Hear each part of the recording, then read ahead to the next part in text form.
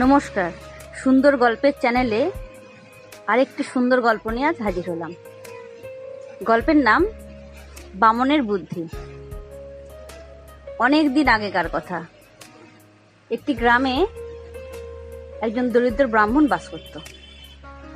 সে ছিল খুবই দরিদ্র। বামন ঠাকুর সারাদিন এ গ্রামে সে গ্রামে ঘুরে ঘুরে ঠাকুরের নাম গান করে যেটুকু খাবার, যেটুকু চাল ডাল পয়সা পেত তাই নিয়ে ঘরে ফিরে আসতো। এইভাবে তার সংসার চলত। তার সংসারে ছিল তার নিজের বউ, দুটো ছেলে মেয়ে। খুবই কষ্ট করে তাদের দিন কাটছিল।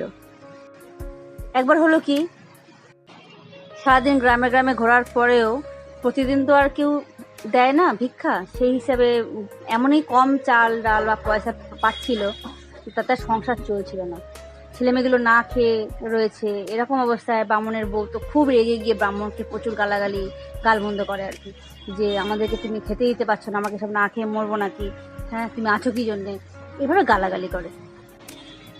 বামনের তো খুব দুঃখ হয়। সে তো সারাদিন ধরে গ্রামে গ্রামে চেষ্টা করে বেড়াচ্ছে, কিন্তু কেউ যদি ভালো করে না দেয় তাহলে সে কি করবে। মনের দুঃখে ব্রাহ্মণ সেদিন ভাবলো যে আমি আর বাড়িতে ফিরবো না, আমি এই বাড়িতে আর থাকবো না।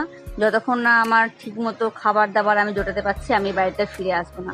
ব্রাহ্মণ মনের দুঃখে ঘর থেকে বেরিয়ে চলে যাচ্ছে যে আমি আর এই বাড়িতে ফিরবো না, আমি চলে যাব, যেদিকে দু চোখ যায় চলে যাব। যেতে যেতে দেখছি যে ওর খাঁচায় একটা সেই পায়রা পোষা ছিল।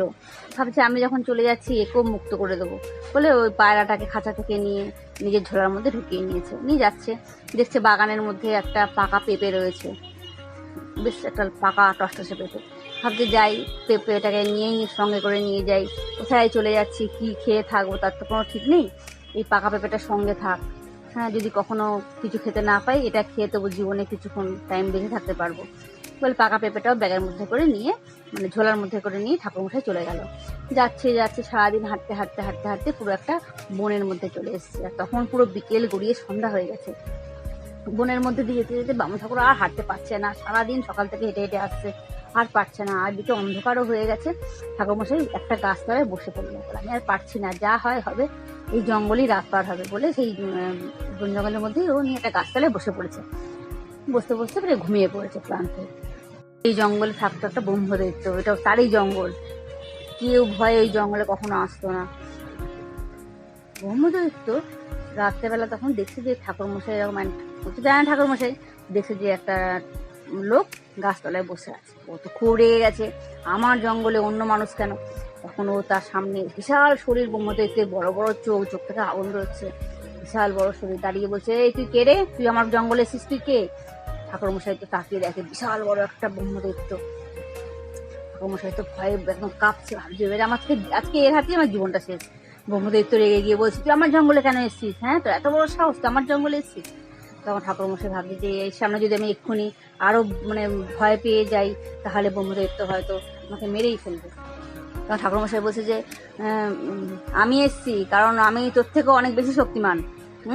আজ থেকে এই জঙ্গলটা আমি নিয়ে নেবো, আমি রাজত্ব করবো, আমি থাকবো এই জঙ্গলে, তুই চলে যায় এখান থেকে, এটা আমার জঙ্গল। ব্রহ্মদৈত্য বলছে না, এটা আমার জঙ্গল। হ্যাঁ তোর এত বড় সাহস, তুই আমার থেকে শক্তিমান, আমি জানিস আমি কি করতে পারি জানিস। তো তখন ঠাকুরমশাই বলছে তুই কি করতে পারিস। বলে এই যে বিশাল বিশাল পাথরের চাই যেখানে সেখানে পড়ে আছে না, আমি এই পাথরের চাইকে নিয়ে না একদম গুঁড়ো করে দেবো, ধুলো করে দেবো। তুই হাতটা পাত, দেখ দেখ তুই করতে পারবি এরকম। ঠাকুরমশাই ঠিক আছে তুই করে দেখা। ব্রহ্মদৈত্য তখন একটা পাথরের চাই দু হাত দিয়ে ধরে একদম এমন রগড়ালো, এমন চাপলো, পুরো ধুলো, মিহি ধুলো হয়ে ঠাকুরমশাই হাতে পড়লো, ধুলো হয়ে গেছে পাথরটা।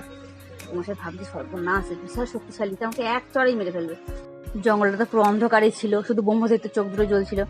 আর যাই হোক, ঠাকুরমশাই বলছে ঠিক আছে দেখ দেখ এবার আমি করছি। অন্ধকারের মধ্যে একটা পাথর গোড়ানোর নাম করে ঝুলি থেকে বার করে নিয়েছে পাকা পেঁপেটা। তখন ব্রহ্মদৈত্যকে বলছে নে তুই এবার হাতটা পাত, দেখ আমি কি করতে পারি পাথরের টুকরোটাকে নিয়ে।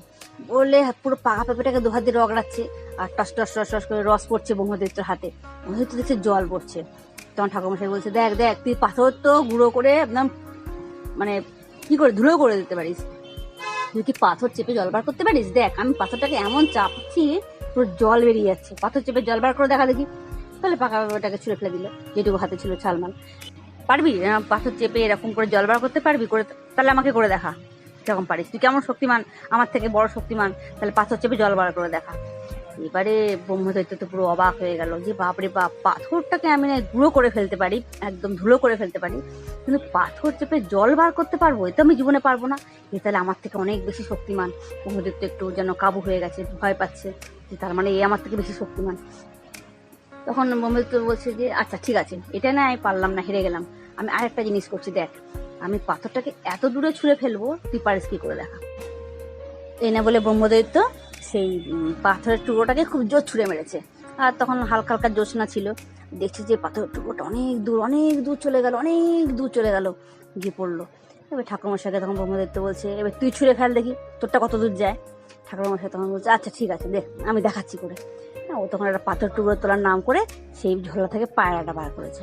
কালো মতো একটা পায়রা ছিল ওর কাছে, এবারে ছুঁড়ে মেরেছে পায়রাটাকে। পায়রা তো উঠতে উঠতে উঠতে উঠতে চলে যাচ্ছে। তখন কি হলো, পায়রা তো কোথাও পড়ে গেল না, পাথর তো দূরে গিয়ে পড়ে গেছিল, কিন্তু পায়রা তো পড়লো না। ফলে কি হলো, ব্রহ্মদৈত্য তাকিয়েই আছে, কোথাও পাথরটা গিয়ে পড়লোই না। ব্রহ্মদৈত্য তখন ভাবলো ওরে বাবা, এত জোর পাথর ছুড়লো, কোথাও গিয়ে পড়লোই না, তার মানে এ তো আমার থেকে অনেক বেশি শক্তিমান। ব্রহ্মদৈত্য তো খুব ভয় পেয়ে গেছে। তখন ব্রহ্মদৈত্য ঠাকুরমশাইকে বলছে যে হ্যাঁ হ্যাঁ বুঝতে পেরেছি, আপনি আমার থেকে অনেক বেশি শক্তিমান, কিন্তু আপনাকে দোহাই আপনি এই জঙ্গলটা নেবেন না। এই জঙ্গলে আমি বহু বছর ধরে এখানে আছি, এটা আমার জঙ্গল, এটা আপনি নেবেন না। আপনি বলুন এর বিনিময়ে কি চান, আমি আপনাকে ছেটাই দেবো। ঠাকুরমশাই তো ওই অপেক্ষাতেই ছিল, বললো তাহলে এক কাজ কর, আমার তো বাড়ি আছে গ্রামে, তুই তাহলে এক কাজ কর, আমাকে নিয়ে এক্ষুনি আমার বাড়িতে চল, ওখানে গিয়ে আমি বলবো আমার কি লাগবে। হ্যাঁ, সঙ্গে সঙ্গে ব্রহ্মদৈত্য রাজি হয়ে গেল। ঠাকুরমশাইকে কাঁধে করে ঠাকুরমশাইয়ের গ্রামে ফেরত আসলো, তার বাড়ির সামনে দাঁড় করিয়ে দিল যে ঠাকুরমশাই ঠিক আছে, এবার বলুন আপনি আপনার কি চাই। তখন ঠাকুরমশাই তো বুদ্ধি করে বলছে যে আচ্ছা ঠিক আছে, আমার তুই কুড়ে ঘর, তুই রাতারাতি এক্ষুনি বিশাল বড় একটা দোতলা বাড়ি বানিয়ে দে, আমার গলা ভর্তি ধান চাল সব, মানে ঘর ভর্তি চাল সমস্ত মানে করে দে, যে আমার গলা ভর্তি ধান থাকবে, আমার ঘরের সমস্ত জিনিস থাকবে, আর এছাড়াও আমাকে 2 থলি মোহর দিয়ে যা। সাথে সাথে ব্রহ্মদৈত্য কাজে লেগে গেল, সঙ্গে সঙ্গে কুড়ে ঘরটাকে ভেঙে দিয়ে একদম সেই দোতলা বাড়ি করে দিল। গলা ভর্তি 2-3টে গোলা করে একদম গলা ভর্তি ধান, ঘরে চাল ডাল যা যা সমস্ত কিছু লাগে ঘর ভর্তি জিনিস করে দিল। ঠাকুরমশাইকে এছাড়াও 2 থলি সোনার মোহর দিল, দিয়ে বলে ঠাকুরমশাই এবারে আমি আসি, এবারে আপনি আমাকে ছেড়ে দিন, আমি আসি।